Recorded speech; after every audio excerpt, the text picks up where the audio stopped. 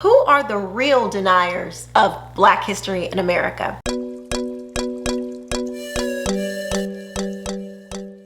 What's up, everybody? I'm Quisha King and welcome back to my channel. Today, we're going to be talking about the people who are the real deniers of Black American history. Let's take a look. Okay, so just the other day, Leetes, this lovely lady here, Leetes told us that opponents of critical race theory that, quote, let them die. That's what they want. If you oppose teaching critical race theory, let them die. You are of no use. No use to these people. If they can say this in front of a microphone in public, what do you think that they're thinking and saying and doing behind closed doors in regards to your children?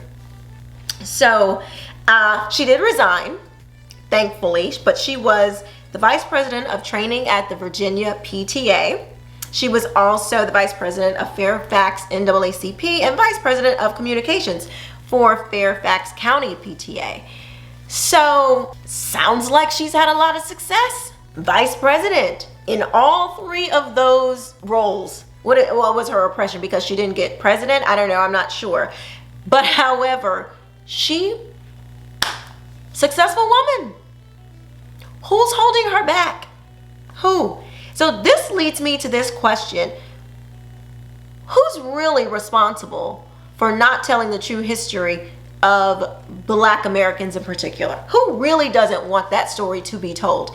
If you look carefully at all of these people who are for critical race theory, everything that they teach about Black Americans is negative. Everything. Basically, all you've ever been is a slave. All you ever did was be discriminated against. All you ever did was go through Jim Crow, redlining, black codes. All they want to do is tell about your lack of achievement. Now, how is that teaching true American history, or in particular Black American history? We have accomplished way more than just being slaves, just being victims of Jim Crow, just being affected by redlining. We have accomplished a lot of things in this country. A lot. So who are the real people that are trying to suppress Black American history? I will submit to you, it is not the Black conservatives. It is not the parents who are opposing critical race theory being taught to their children. It is the very people who are trying to sell to you that all you have been and all you will ever be is oppressed. That's how much they think of you. All you have been is oppressed, and all you'll ever be is oppressed. But they care about you. They are the ones, they sit in their freedom of doing whatever they wanted to do, accomplishing the goals that they wanted to accomplish, but they look down once they've reached their success. Y'all can't make it. Sorry. All the benefits, all the opportunities in America stopped existing once they got what they wanted. They looked back at the next generation and said, I don't know what to tell you because America is racist. So we're going to talk about a lot of the history, not a lot. We're going to talk about some of the history of Black Americans in this outstanding country. I will remind you that Black Americans are the most successful Black people in the entire world. So if we don't fight to keep America in a state where we actually have opportunity and freedom, if we try to become like a Cuba, a Venezuela, y'all let these white liberals punk you into thinking that going the way of Venezuela, Cuba is somehow going to benefit Black people when their own Black people are suffering in those countries. Let them convince you to go that way. Tulsa was not the only Black Wall Street or Black American successful neighborhood. There was Tulsa, of course. There was, I believe it's pronounced Hayti community in Durham, North Carolina. There was Jackson Ward, Richmond, Virginia. And there was the 4th Avenue District, Birmingham, Alabama, in southern Alabama. Boley, Oklahoma, 1900s, 1932. And so I bring those up so you can see we have always been progressing in this country. We have never settled for just being slaves or victims of redlining. We have always risen to the occasion up until recently. When I say recently, I mean in the last 30 years, I would say. You know what, I would even say longer than that. Since the 60s and the 70s is when you really start to see a dip and decline in the forward movement. Our movements became more forward, but they were in areas that were detrimental to us. Feminism, that's forward. The origin of it is good, but not this, outworking of it today where we don't stay with our husbands and we have a lot of single mother homes. That's not good. But the movement, yeah, it was rising. We were progressing. What else? Also, the sexual revolution. How the heck is that helping black families? Any family, to just to be truthful about it. We also I have here Josiah Walls. He was in Congress. He was actually a Republican in Florida. Late 1800s, mid to late 1800s, 1862-63. You have Hiram Rhodes Rebel. He's probably more familiar. He was the first black Congress member, 1800s, also a Republican. All these people I'm going to show you just happen to be Republican. But I just want to show you that just because, and these people don't represent just one person. I'm not trying to show that it's just one person, because it's bigger than that. If they were accomplishing what they accomplished, believe me, there were thousands, hundreds of thousands of other black people who were succeeding. It was not just a little sprinkle. We were progressing phenomenally, so phenomenally that the entire world took notice at how fast Black Americans was rising. Go read that history. Let these people come up and tell you that all you ever been was a slave and you still oppressed today. They acting like we're in the same position that we were 200 years ago. It's ridiculous. And you know what else it is? It's ungrateful. It is ungrateful, and it does not give respect to our ancestors who died. You think they gave their life for you to have everything before you in 2021 and feel like you're going through the same thing that you went through back then? Y'all ought to be ashamed of yourself.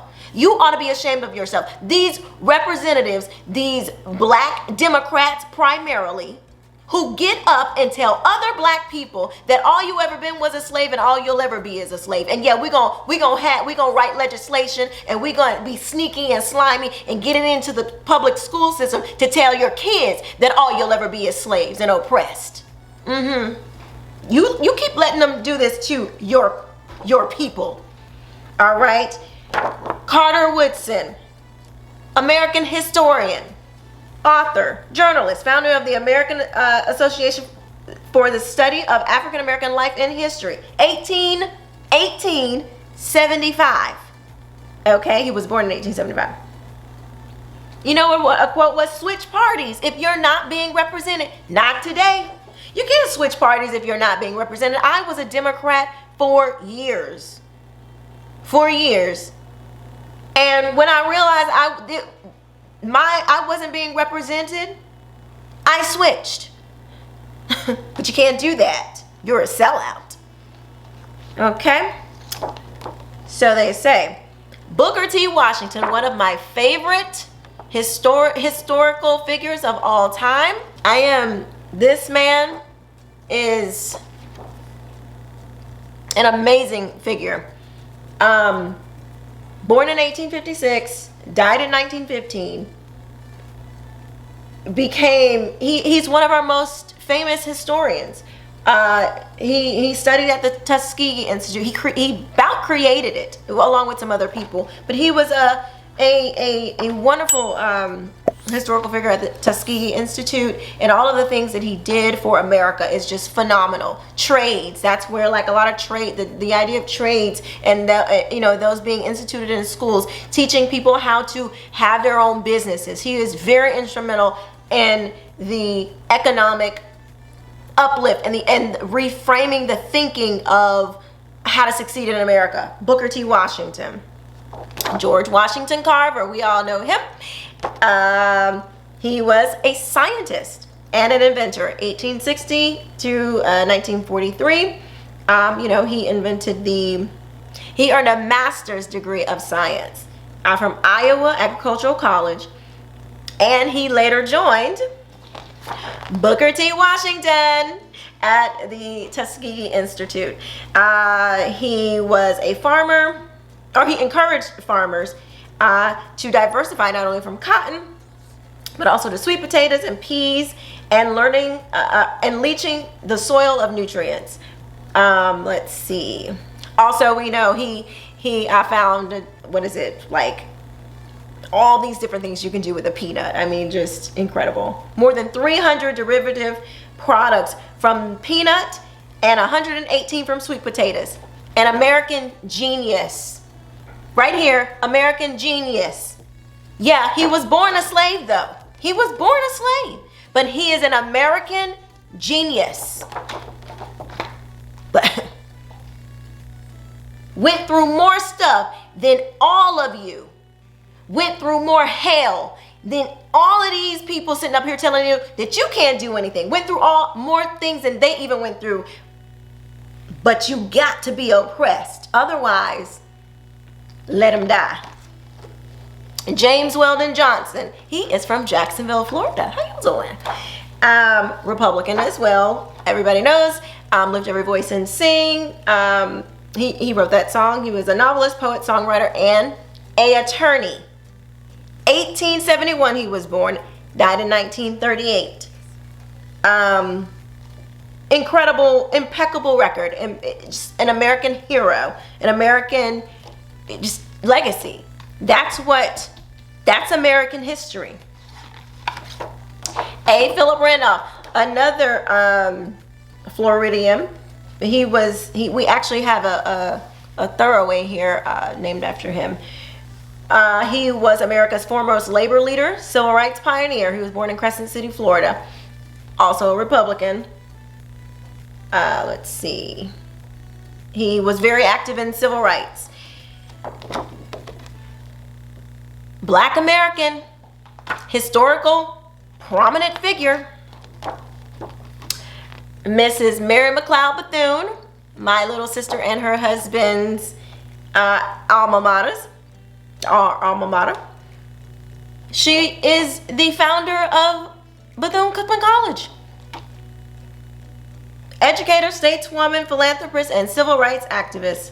She founded that school in 1923.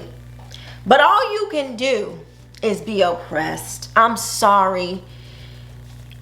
Notice how every time certain people come out and we're trying to tell black folks, you're better than this. That's not just what is available here for you, oppression and victimhood. There is more for you. You can be better. You can do better. Anytime you get black people trying to encourage other people, other black folks, that you can do, and we don't, we're trying to show you that you can be all of the opportunities that are available to you in this country. Here comes the slander.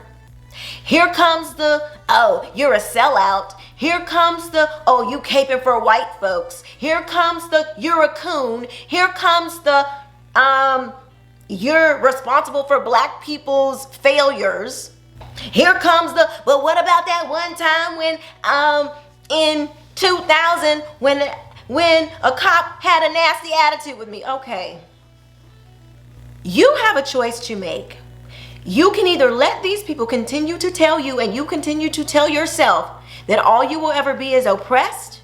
All white people are oppressors, and there's nothing for you here, and this country is racist, there's no way for you to succeed. You can tell yourself that, tell your kids that, and let other people tell you and your kids that. But here, let me tell you the future of that mindset. The future of that thinking and that mindset is non-existence. Because if we keep killing our kids, if we keep in the womb and on the streets, if we keep not having successful families, if we keep having terrible education, if we keep letting these people come in and teach our children nonsense, you will fail to exist. Because other people, other ethnicities, other foreigners, they will come into this country, work their behinds off. They don't give a doggone about no BLM. They don't care about your racism, your depression, your discrimination, your oppression. They don't care. They're coming to get everything that America has to offer, which rightfully belongs to you. But you don't want it, because you do have to work for it. You have to work hard for it. Anything that is worth having, you have to work hard for. So when they tell you that all, this just abundant life isn't just popped into your presence because you're black, it's a lie. You have to work for those things. And the more economic freedom you have, the more freedom you have. You don't have to worry about no government health care, because you can provide for your own family's health care. You don't have to worry about a government school teaching your kids, because you can homeschool and do what you want to do as a parent, for your own children. See, they want to keep you that you need them, because if they make you feel like you need them, then you will always vote for them and put them in office. The benefit only goes one way. They tell you that you can't be nothing, can't be nothing, have never been nothing, and will continue to never be nothing, while you vote for them, put them in office, and their families flourish. Now you tell me, where in the world, in any other industry, does that make sense? If I walk into a car shop and they constantly tell me, you're trash, you'll never be anything, you can't buy this car, regardless of if you can really buy it, you can't buy this car, you can't do anything up and through this car lot, but I want you to vote for me coming up with this upcoming election, because you know what, them people over there are racist, so you need to vote for me. Now I'm gonna tell you that you ain't trash, that you're trash, but I need you to vote for me, because those people over there, they're racist. You can't vote for them, even though what they're producing is their car lot is like, come on in, of course you can buy, let me see your credit, let me see your down payment. You got that? Okay, boom. Now, I'm not saying that racism doesn't exist, because I know some of y'all silly people out there, she's just this racism. Nobody's saying that. Calm down. Racism will always exist. But in America today, is it enough to keep you from doing what you want to do? No. I know that's going to trigger you. I know you want to lean on your victimhood and put that gangster lean on oppression. You want to just rest on it. But if you want to succeed, you better make up in your mind that you got to work hard. You can't be dependent on a system, okay? Because those people running that system, guess who they care about? Themselves. They don't know you. They don't know you. They don't know your circumstance. You are not, just because you happen to have black skin does not mean that you can relate to every other black person. So you best to get out and try to make a way for you and your family. Stop letting these people tell you that all you have been, will ever be, is a slave and oppressed and discriminated against. You are more than that. Every time you turn around, that's all they want to tell you. When are they going? And then but you got Juneteenth. Here's Juneteenth. Yes. But what they've been selling is nothing but degradation, negativity, nothingness, trash. You'll never be nothing. But the ones who get in front of you and say, you know what, you can be anything. Let me show you, you can do this. I believe in you. Your skin color that's not the thing that's going to make you succeed. Skin color does not think. It doesn't form opinions. It does not reason. It is there. You control what happens to you. But they want you to focus on that skin color because that's all they got. I hope that this video sets somebody free, especially if you are a believer, because the Bible says you can do all things through Christ who strengthens you. All things. Not some, all. He's trying to convey to you. He's trying to convey to you what he put inside of you. That ain't got nothing to do with the outside. He put it on the inside. You got to go and produce. I hope this blesses someone. Don't forget to comment, like, share, and please subscribe. Please, there are many of you who watch the video but don't subscribe. Even if you're a hater, I really don't care. Subscribe to my channel so you can come on back and hate on some other videos. Anyway, thank you guys so much for watching. I will see you next time. Bye-bye.